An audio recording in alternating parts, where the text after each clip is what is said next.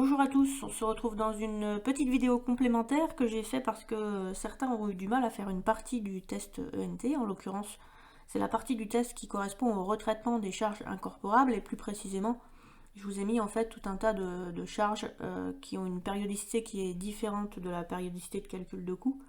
Et donc vous avez vraiment eu du mal à savoir s'il fallait enlever, ajouter les charges pour avoir le montant des charges à incorporer. Donc on va reprendre ces éléments un par un. Donc j'ai pris une question d'un des tests, parce qu'il y a plusieurs jeux, mais ça ne sera que la correction d'un seul des deux tests, comme ça vous pourrez vous tester avec le deuxième.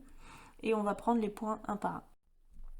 Alors je commence ici déjà à lire le contexte. Donc on vous donne le montant des charges de l'entreprise PIC et on vous précise que ces charges vous sont données pour le mois d'octobre. Ça a l'air de rien, mais en fait c'est ce qui va être la base de votre raisonnement. Le contrôleur de gestion a repéré parmi les charges d'octobre des éléments qui nécessitent des retraitements. Il vous fournit pour cela les soldes de la balance mensuelle que vous avez dans la colonne montant. Il vous fournit aussi quelques informations relatives aux charges de novembre-décembre. Pourquoi on vous donne des charges de novembre-décembre? Parce qu'il y a peut-être des éléments dans ces charges de novembre-décembre qui vont se rapporter de fait au mois d'octobre. Donc on commence par le premier élément qui vous est donné à l'intérieur en fait des charges d'exploitation qui sont par nature des charges incorporables. On vous dit qu'il y a 3 000 € de location. En fait concrètement ça veut dire que si vous ne faites rien, dans les charges que vous allez incorporer au mois d'octobre, vous allez incorporer 3 000 € de location. Sauf que dans les 3 000 € de location, il se trouve que vous avez un loyer qui est trimestriel. Donc ici, ça fait 3 000 €. Si on ne fait rien, ça veut dire qu'on incorpore 3 000 € au coût. Mais concrètement, on vous dit que ces 3 000 € correspondent à un loyer trimestriel qui est payé d'avance, donc qui correspond au mois d'octobre, de novembre et de décembre. Alors, 3 000 € pour 3 mois, forcément, si on avait payé cette location mensuellement, ça veut dire qu'en fait, on n'aurait payé que 1 000 € et donc qu'on aurait incorporé simplement 1 000 € de charges de location au mois d'octobre. Mais là, concrètement, vu que ce loyer a été payé d'avance, eh bien, cette charge a été constatée en comptabilité financière pour les charges du mois d'octobre. Eh bien, on va faire une différence entre les charges de la comptabilité financière qui sont basées en fait sur la facture, donc sur la quittance de loyer, et les charges de la comptabilité de gestion qui doivent traduire la réalité économique. Il n'est pas logique d'incorporer 3 mois de loyer au coût du mois d'octobre. En conclusion, on va ici faire en sorte de ne pas incorporer 3 000 €, mais on va enlever 2 000 € de charges afin que la période ne supporte effectivement que 1 000 € de charges. Donc la bonne réponse ici, c'était d'enlever 2 000 €, c'est-à-dire 2/3 du loyer, dans la mesure où il y a 2 mois qui ne concernent pas les coûts du mois d'octobre. Je continue avec le deuxième élément qui correspond aux charges de personnel. Il y a un montant de charges de personnel pour le mois d'octobre qui a été constaté de 14 400. Mais on vous dit, à l'intérieur de ces 14 400, donc je vais faire comme tout à l'heure, je vais dessiner un petit rectangle, donc j'ai un total de charges de personnel qui est de 14 400, donc si ça correspond au salaire du mois d'octobre, pas de problème, je mets ça dans les coûts. Mais là on vous dit qu'à l'intérieur des 14 400, il y a une prime annuelle de 6 000 € qui a été versée pendant le mois d'octobre. Ça veut dire que il y a ici, que je ne me trompe pas dans le calcul, 14 400 moins 6 000, ça fait 8 400. Et 6 000. Donc 8 400 qui correspondent à des charges de personnel du mois d'octobre, donc pas de problème, il faut bien les mettre au coût. Aucun problème. Mais les 6 000 ici correspondent à une prime annuelle. Donc ça correspond en fait à 12 mois de prime. Puisque c'est une prime annuelle, si on devait payer cette prime mensuellement, et donc la rattacher au coût mensuel, eh bien, on aurait payé simplement par mois 1/12 de cette prime. Donc de fait, si je dois simplement me dire sur les 6 000 € combien se rapporte effectivement au mois d'octobre, eh bien, il n'y en a que 1/12. Donc il y en a 1/12 qui se rapporte au mois d'octobre. Donc 1/12 de 6 000, ça nous donne en fait 500 €. Ça veut dire qu'il faut incorporer au total 8 900 € de charges pour le mois d'octobre. Je partais de 14 400.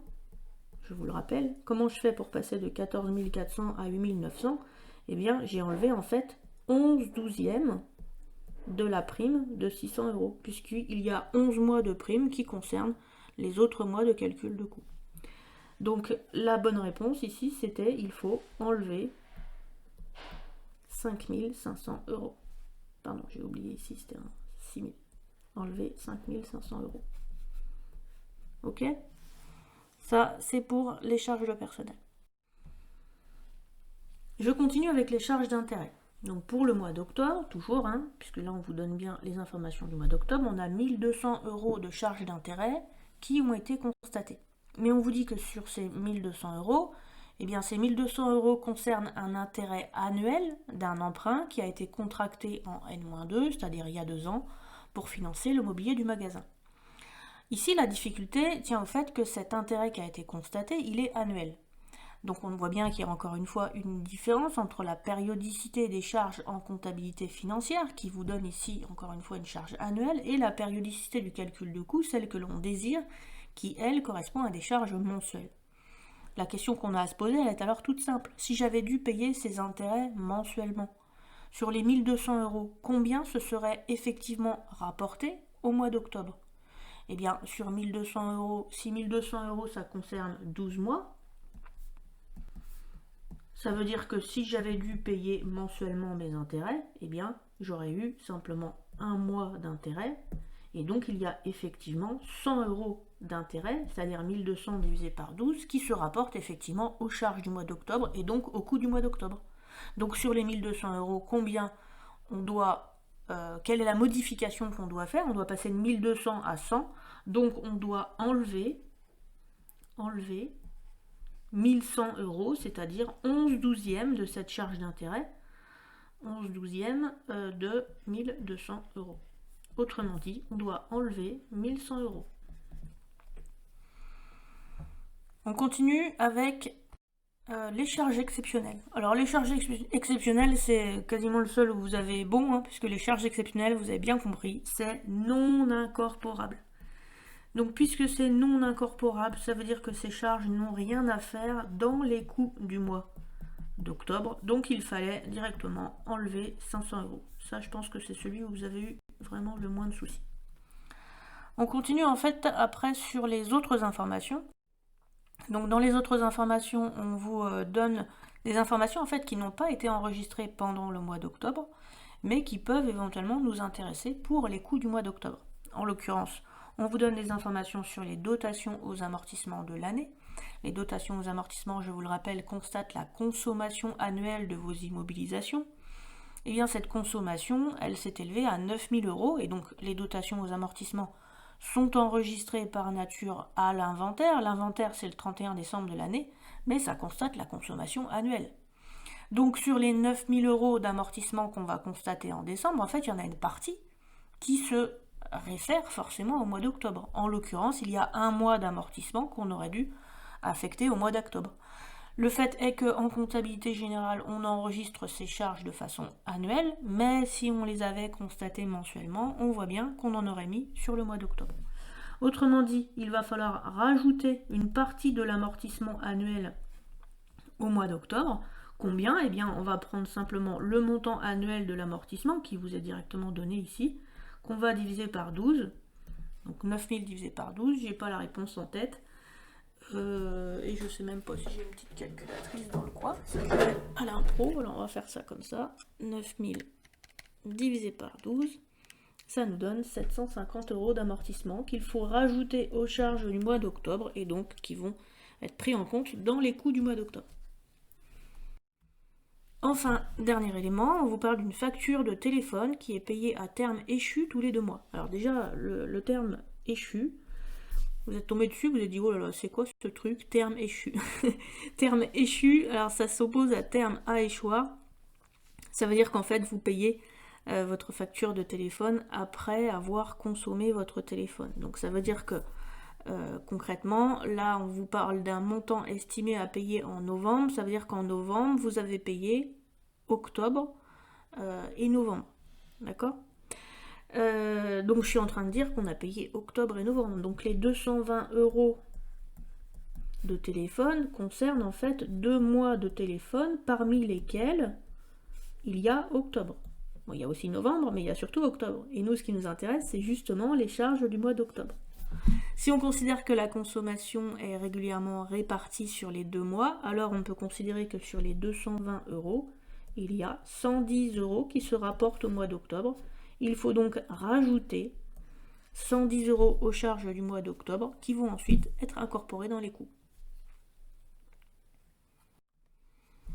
Voilà pour les explications complémentaires sur ce petit test. J'espère que vous avez ainsi mieux compris la correction. Donc vous avez vu, je suis assez réactive, hein, donc n'hésitez pas de nouveau à me poser des questions, à me faire un retour, et puis s'il y a besoin, je fais des petites vidéos comme ça complémentaires qui permettent de profiter à tout le monde, et comme ça tout le monde peut se débloquer. Et bien évidemment, je vous invite à refaire le test ensuite à tête reposée. Il y a un autre jeu d'exercice pour voir si vous y arrivez un peu mieux, si du coup vous avez une meilleure logique dans votre raisonnement. Mais vous avez vu, des fois il faut prendre le stylo quand même pour écrire les choses, pour bien savoir s'il faut ajouter, enlever. Donc c'est important d'écrire aussi, hein. C'est pas de tête qu'on fait les choses. Il ne faut pas hésiter à poser les choses. Moi c'est ce que je vous propose toujours quand je vous fais une correction. Et ben à bientôt pour de nouvelles explications.